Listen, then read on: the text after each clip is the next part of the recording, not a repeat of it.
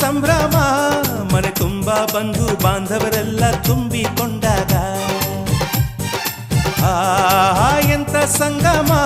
ಶುಭ ಲಗ್ನದಲ್ಲಿ ಗಂಡು ಹೆಣ್ಣು ಜೋಡಿಯಾದಾಗ ಶಾಸ್ತ್ರೋತ್ತರ ಕಲ್ಯಾಣ ಏನ್ ಚಂದ ಕೇಳಣ್ಣ ಭೂಮಿಗೆ ಸ್ವರ್ಗಾನ ತಂದಂತೆ ನೋಡಣ್ಣ ಮನ ಬಂದ ಹಾಗೆ ಮಾಡಲು ಮದುವೆ ವ್ಯಾಪಾರ ಅಲ್ಲಣ್ಣ